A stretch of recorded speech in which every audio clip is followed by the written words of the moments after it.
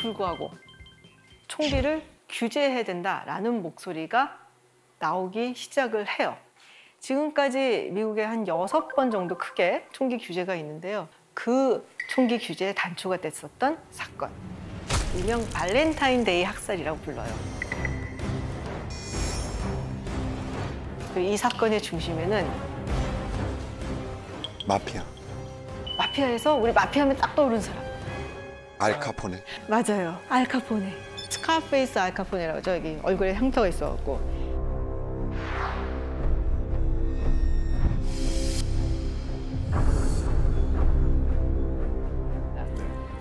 그래서 1929년 2월 14일 오전 10시 30분. 발렌타인데이에. 네, 발렌타인데이죠.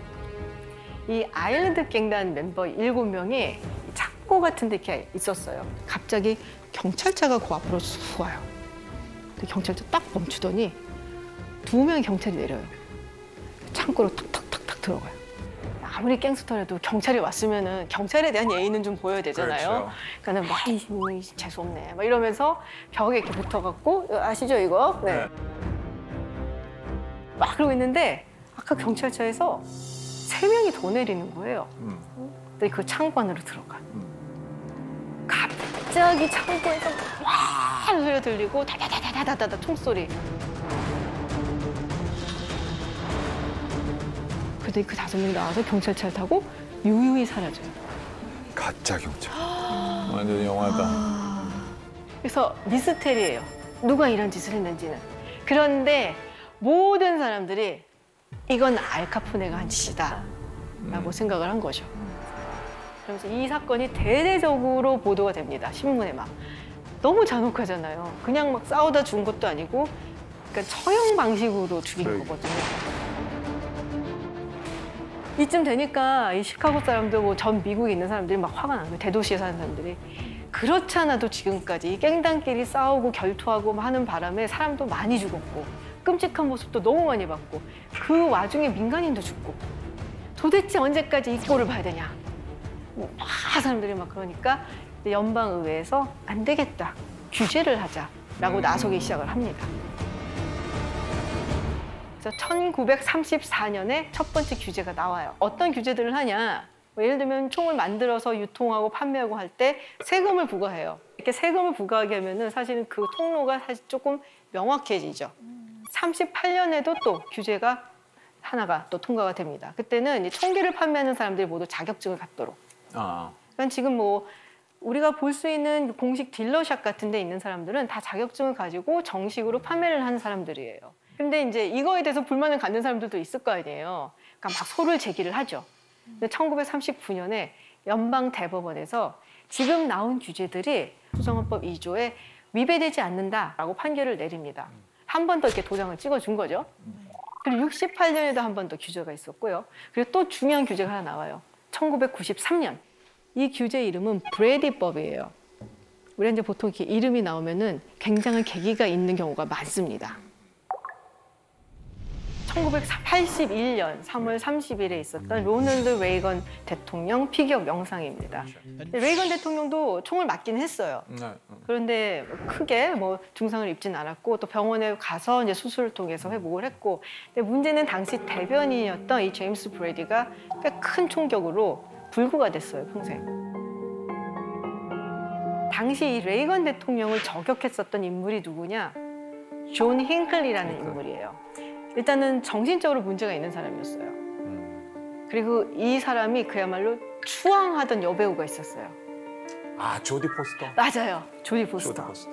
그래서 막 조디 포스터가 예일대학교 다녔잖아요. 그럼 예일대학교 가서 막 자기도 몰래 들어가서 막 강의 듣고, 그래서 소름 끼치죠. 네. 그러다가 이제 본인이 막 펠레터 보내 그러다가 생각이 든 거예요. 너 같은 여자를 만나기 위해선 내가 좀 대단한 사람이 돼야겠다. 유명해져야겠다. 이 평범한 존 힝클리로는 너처럼 대단한 여자를 만날 수 없으니까 너의 반열에 나를 올리기 위해서 대통령을 죽이겠다. 미친 거 아니야? 그래갖고 정말로 저격을 했어요. 그러니까 이것만 봐도 굉장히 정신적으로 문제가 있는 사람이란 걸 알 수가 있죠. 그래서 1993년에 브래디법이 통과가 됩니다. 그래서 총기를 이제 구입하는 사람들은 이제 신원조회를 하는 거예요. 이렇게 또 정신질환이 있다든지, 뭐 불법 체류자라든지, 마약을 했었다든지, 문제가 있는 사람들이 총기를 가지면 안 되니까. 그래서 그걸 위해서 한 5일 정도 웨이팅 피리어드를 두는 거예요. 그래서 그걸 의무화하는 이제 법이 통과가 됐죠. 그리고 94년에 또 굉장히 중요한 법이 하나가 통과돼요. 돌격 무기, 돌격 소총이라고도 얘기를 하는데 AR-15 소총이라는 게 있어요. 근데 이게 너무 성능이 좋으니까 간혹가다 경찰하고 이렇게 좀 뭐랄까요, 총격전을 벌인다든지 뭐 이러더라도 경찰이 오히려 이 총기의 성능이 떨어지는 경우가 생기니까 이걸 금지시키는 거예요. 사실 이건 굉장히 강한 법이었는데 그러고 나니까 부작용이 생겨요. 이 공격무기금지법에서는 이 장탄수를 10발 이하로 규제를 했거든요. 그래서 이 제조사들이 크기를 크게 만들면 어떨까? 살상력을 늘리기 위해서. 그래서 구경이 큰 총을 생산을 해내요. 근데 그게 또 인기가 엄청 많아갖고 되게 많이 팔리고 살상력은 더 뛰어난, 효과가 훨씬 더 큰 그런 무기를 만들어내준 꼴이 돼버린 거죠. 그러니까 이 규제를 하는 것만이 또 답은 아니다라고 보여주는 하나의 사례라고도 할 수가 있죠. 그러면서 이 총기 규제에 대한 법들이 나오고 제안이 나올 때마다 총기 소유의 자유를 지지하는 사람들은 위헌이다라고 이야기를 합니다. 그 반대로 총기를 규제해야 된다라고 강력하게 얘기하는 사람들은 헌법에 명시는 돼 있지만 거기서 민병대라고 얘기를 했고 지금은 연방정부가 뭐 그렇게 주정부라든지 개인을 억압하는 건 아니잖아. 현대식으로 좀 생각해야 되지 않겠냐. 그러면서 계속 싸우는 거예요. 그런데 2008년에 아주 흥미로운 판결이 하나 있었어요. 이와 관련해서. 특히 워싱턴 DC 같은 경우는 굉장히 이 총기에 대해서 엄격한 규제를 하는 곳이에요. 당연히 총기를 가지고 밖에 나가는 건 안 되고 집에 2대, 이 총탄하고 뭐 이런 거 다 분해를 해갖고서는 2개 한 거예요. 그런데 2008년에 워싱턴 DC에 살고 있었던 딕 헬러라는 인물이 있었는데요. 헬러가 생각하기에는 아니 지금 우리 집에 강도가 들었어. 언제 경찰이 올지 몰라. 그럼 내가 어떻게 해야 돼? 내 총 어디 있지? 아 여기 있네. 이거 조립해야지. 막 조립하고 잠깐만. 이러고 조립해갖고 딱 말이 안 되잖아. 엄연히 이거는 수정헌법 2조에 나와 있는 총기를 가질 권리를 이거를 무시하는 거라고. 그래서 이거 소를 제기를 합니다. 그래서 이게 연방대법원까지 올라가요. 어떻게 판결이 났을까요? 주장이 맞다고 저는 승소했다고 알고 있는. 맞아요. 네. 당시 5대4의 판결로 와. 네, 이 워싱턴 DC의 규제법은 위헌이다. 그러면서 규제를 주장하는 목소리들이 사실은 많이 제어가 당하는 듯한 이제 그런 분위기가 만들어지기 시작을 하죠. 실제로 근데 범죄가 많이 일어나는 곳은 대도시예요. 초등학교 같은 데 또 더군다나 이런 데서 보면은 또 총기를 규제해야지. 왜 규제를 하지 말자 그런 거냐 하고 또 화가 나겠죠, 이 사람들은. 보시다시피 규제를 강화해야 된다는 의견이 52% 정도라서 이 과반을 넘긴 하지만 그냥 냅두든지 아니면 오히려 더 풀어라 하는 의견도 꽤 높은 편이에요. 그러니까 정말 팽팽하게 맞서고 있는 거죠. 그리고 그 중심에는 사실은 정치가 있습니다. 어느 정당을 지지하냐에 따라서 이게 확 달라져요. 보시면은 민주당을 지지하는 경우 90%가 규제 강화해야 된다라고 얘기를 하죠. 공화당을 지지하는 사람들 35%예요. 권력을 잡으려면은 당선돼야 되잖아요. 그러면은 내가 공화당 후보로 나오면 당연히 총기 규제를 풀어야 된다고 얘기를 하겠죠. 민주당 후보로 나면 당연히 총기 규제를 더 엄격하게 해야 된다. 그리고 그쪽으로 또 계속 몰아가는 거예요. 여기서 우리가 절대 빼먹을 수 없는 조직이 하나 있어요. NRA. NRA. 전미총기협회라고 이야기를 하죠. 여러분들은 어떠세요? NRA 하면 또 어떤 이미지가 떠오르세요? 저는 사실 되게 많은 시간을 좀 진보적인 주에서 자랐기 때문에 거기서는 항상 굉장히 나쁜 존재라고 얘기를 했었어요. 그래서 로비도 많이 하고 정치인들한테 뒷돈을 줘서 절대 못 없애게 하고 뭐 이런다.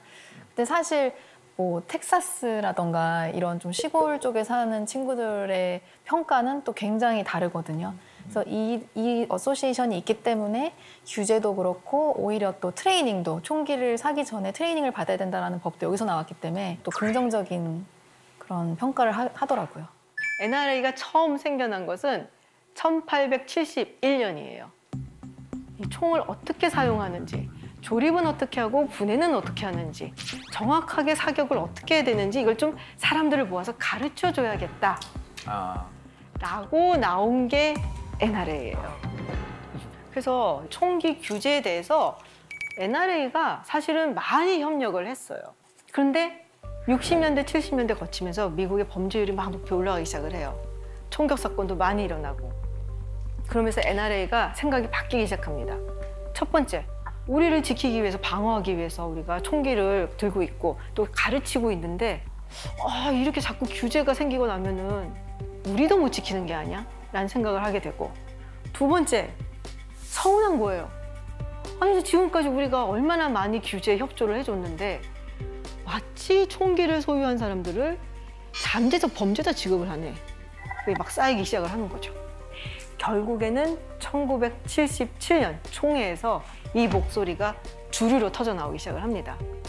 우리가 참을 만큼 참았다. 우리가 여태까지 너희들한테 협조해줬는데 이게 뭐냐. 그러면서 NRA가 조금 적극적으로 공격적으로 변해가기 시작을 해요. 많은 사람들이 NRA가 이렇게 막 로비 많이 하고 막 그래서 뭐 의회에다 돈 많이 뿌리고 막 이런다고 얘기들을 하잖아요. 그런데 사실 NRA가 정말로 많이 노력을 쏟는 분야는 선거나 이런 때 누가 우리 편에 있고 누가 저쪽 편에 있는지를 명확하게 구분해서 보여줍니다. 유권자들한테 이 사람이 우리를 지지하니까 이 사람을 찍어주고요. 저 사람은 총기 규제한다니까 저 사람 찍지 마세요 라는 광고를 대상을 타겟을 정해갖고 보여주고 어필하고 그런 방식을 굉장히 많이 쓰죠. 근데 아무래도 요새 너무 사고가 많으니까, 그리고 말씀드렸다시피 초등학교에서 이렇게 사고들이 나고 어린아이들이 죽어가니까 이 총기 규제에 대해서 우리가 조금이라도 더 진일보해야 되지 않냐라는 의견이 조금씩 힘을 얻고 있고, 그래서 이제 정말 얼마 전에 이 총기 규제 개정안이 통과가 됐어요. 그래서 바이든 대통령이 이미 서명을 했습니다. 예를 들면은 18세에서 21세 이제 미성년 같은 경우는 범죄 기록을 좀 더 철저하게 제공을 해서 조사를 하고, 그리고 이제 21세 미만의 총기를 구매하려는 사람들에 대해서는 정신 건강 여부 이런 거를 이제 체크를 하는데, 옛날에는 한 3일 정도 기간이었는데 지금은 열흘까지 늘려서 좀 더 여유 있게 볼 수 있도록 하고, 레드 플래그 법이라고 있어요. 흥미로운 사실 중에 하나가 이런 이제 총기 난사 사건을 하는 사람들, 범인들이 사건을 벌이기 전에 누군가한테 얘기를 해요. 인터넷에 올리던지 그런 징조가 있는 사람들이 있어요. 내가 저 초등학교 노리고 있어. 두고 봐. 이런 식으로. 근데 그런 경우 보고를 하면 그 사람한테서 총기를 압수하도록. 이제 가정폭력 같은 경우 있잖아요. 근데 그런 경우, 옛날에 전과가 있거나 이런 안 좋은 기록들이 있는 경우는 총기를 뺏는다든지 압수를 한다든지. 근데 문제는 뭐냐면 이런 일련의 레드 플래그 법이 이거 하면은 우리가 인센티브를 줄게. 그러니까 강제 조항은 아닌 거죠. 그리고 어떻게 보면 좀 중요한 부분일 수도 있는 온라인이라든지 건쇼라든지 이런 데서 파는 경우에도 신원 조회를 하는 것, 아니면은 반자동 소총이나 이런 좀 약간 위험해 보이는 이런 총에 대한 규제라든지 이런 거는 아직은 통과가 안 됐죠. 좀 아쉬운 부분은 있지만 어쨌든 이런 노력들을 조금씩 해 나가고 있는 중입니다. 자, 그럼 여기 이제 총기 얘기, 역사, 규제의 역사 다 얘기를 해봤는데, 이 미국에서 이렇게 총기 사고가 날 때마다 사실 야, 저 나라 왜 저래? 저렇게 사고가 많이 나는데 왜 규제를 안 해? 라고 답답해하셨던 분들도 계실 텐데, 왜 그렇게 하기가 어려운지, 이 총기라는 것이 미국 역사, 문화에 있어서 어떤 의미를 가지는지에 대해서 제가 오늘 조금 설명을 해봤습니다.